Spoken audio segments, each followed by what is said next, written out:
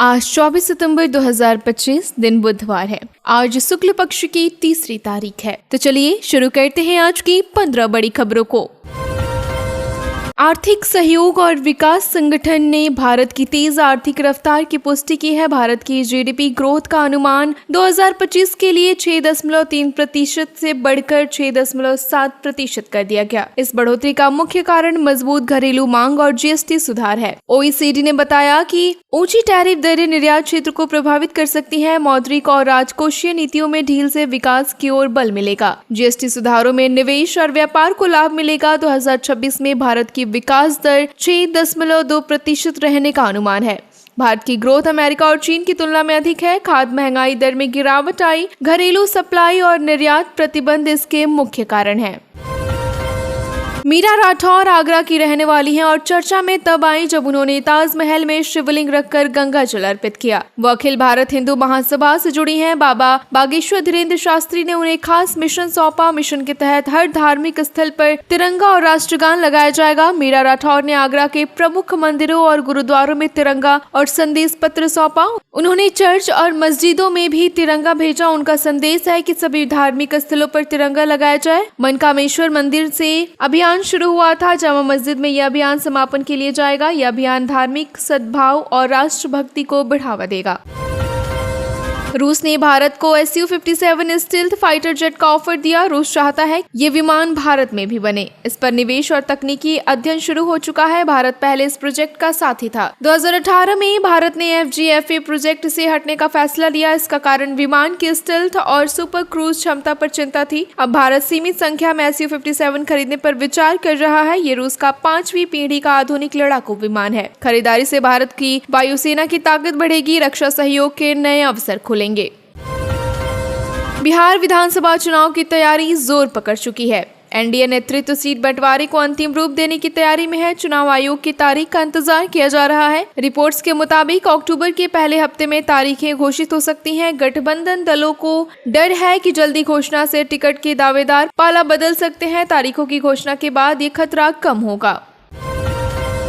Asia cup 2025 में भारत और पाकिस्तान के बीच सुपर 4 मुकाबला हुआ। भारतीय टीम ने मुकाबला एक तरफा अपने नाम कर लिया, लेकिन पाकिस्तान के तेज गेंदबाज हारिस रऊफ ने भारत को चिढ़ाया। रऊफ ने भारतीय फैंस की ओर 6-0 का इशारा किया। उन्होंने विमानों को मार गिराने की नकल भी की। ये इशारा ऑपरेशन सिंदूर और सैन्य संघर्ष से जुड़ा था। पाकिस्तान ने दावा किया कि उसने भारत के 6 लड़ाकू विमान गिराए। भारत की टीम ने इस बवाल को नजरअंदाज किया। खेल और राजनीति का यह मिश्रण चर्चा में रहा। भारत के फैंस ने खेल भावना के साथ मुकाबला देखा। पाकिस्तान और सऊदी अरब ने साझा खुफिया तंत्र बनाने का समझौता किया। पिछले हफ्ते दोनों देशों ने रणनीतिक पारस्परिक रक्षा समझौता किया। अब जॉइंट इंटेलिजेंस मैकेनिज्म स्थापित किया जाएगा। इसका उद्देश्य राष्ट्रीय सुरक्षा को मजबूत करना है, साथ ही आतंकवाद के खिलाफ कार्रवाई में समन्वय बढ़ाना है। दोनों देशों की सेनाओं और खुफिया एजेंसियों में सहयोग बढ़ेगा। समझौते से क्षेत्रीय सुरक्षा संतुलन पर असर पड़ेगा। इस कदम को रणनीतिक दृष्टि से महत्वपूर्ण माना जा रहा है। पाक सऊदी संबंधों में ये एक नया अध्याय है। दोनों देश भविष्य में और सहयोग की संभावना तलाश रहे हैं।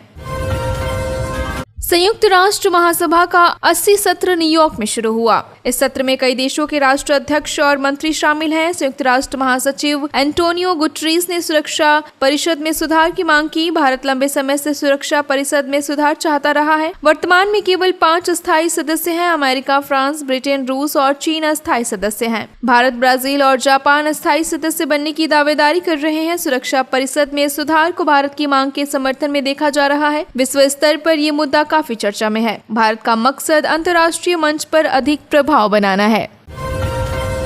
अमेरिका के न्यूयॉर्क में एक दिलचस्प घटना हुई। फ्रांस के राष्ट्रपति इमैनुएल मैक्रो की गाड़ी बीच रास्ते में रुकी। मैक्रो ने इस पर सीधे डोनाल्ड ट्रंप को फोन किया। इस घटना का समय 80वें संयुक्त राष्ट्र महासभा के दौरान था। इस सत्र में लगभग 200 देशों के प्रतिनिधि शामिल हैं। सुरक्षा व्यवस्था बेहद कड़ी थी। राष्ट्राध्यक्ष और मंत्री सभी अपने अपने एजेंडे पर व्यस्त थे। मैक्रो की इस कार्रवाई को मीडिया ने खास तौर पर रिपोर्ट किया। संघर्ष और सुरक्षा की चर्चा भी इस घटना के बाद बढ़ी। घटना ने कई देशों की नजरें खींची।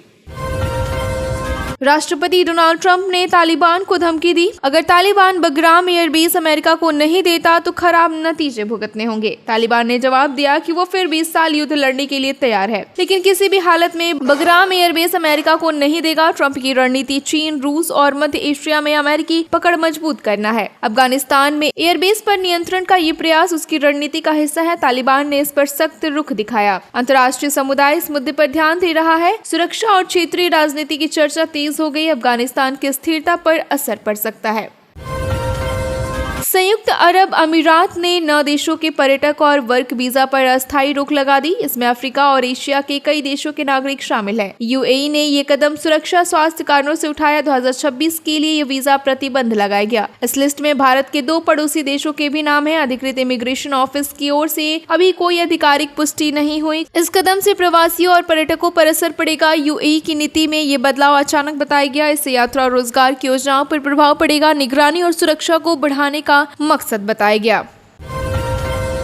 नेपाल में 8 सितंबर को भ्रष्टाचार विरोधी जेएनजी आंदोलन हुआ। हजारों प्रदर्शनकारी काठमांडू की सड़कों पर उतरे। महज 36 घंटे में केपी शर्मा ओली का इस्तीफा देना पड़ा। ओली को बचाने के लिए सेना ने हेलीकॉप्टर से रेस्क्यू किया। सत्ता इतनी तेजी से खत्म हुई कि विदेश से मदद का अनुमान लगाया गया। भारत में निर्वासित तिब्बती धर्मगुरु दलाई लामा ने बधाई संदेश दिया। संदेश में सोशल मीडिया पर बहस को और बढ़ावा दी। नेपाली राजनीतिक परिदृश्य में ये घटना महत्वपूर्ण रही। सामाजिक और राजनीतिक प्रतिक्रिया तेजी से बढ़ी। नेपाल में विरोध प्रदर्शन की ताकत सामने आई।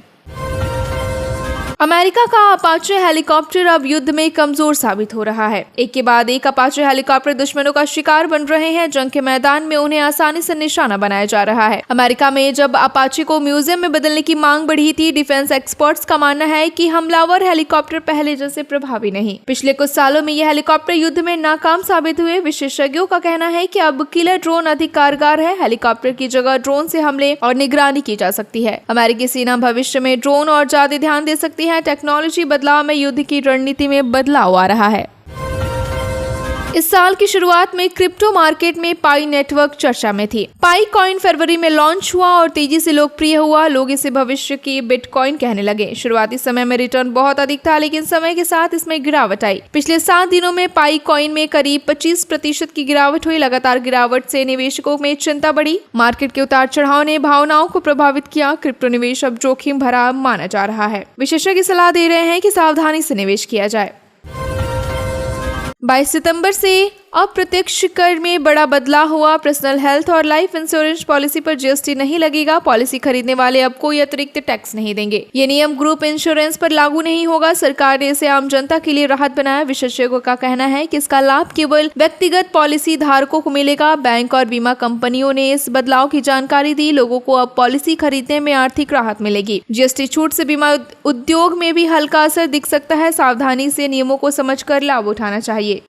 अर्जेंटीना कभी दुनिया के सबसे अमीर देशों में गिना जाता था। प्रथम विश्व युद्ध से पहले ये देश बेहद समृद्ध था। यूरोप के किसी देशों में इसकी संपन्नता को लेकर जलन होती थी। As rich as an Argentina मुहावरा उसी समय चलन में आया। आज हालत पूरी तरह बदल चुकी। अर्जेंटीना में सबसे ज्यादा महंगाई है। देश की 38% आबादी गरीबों रेखा से नीचे है। पिछले साल ये संख्या 52.9% तक बढ़ गई थी। देश की मुद्रा पीसो की कीमत पिछले 10 साल में 99% गिर चुकी। अर्थव्यवस्था में ये गिरावट चिंताजनक मानी जा रही है।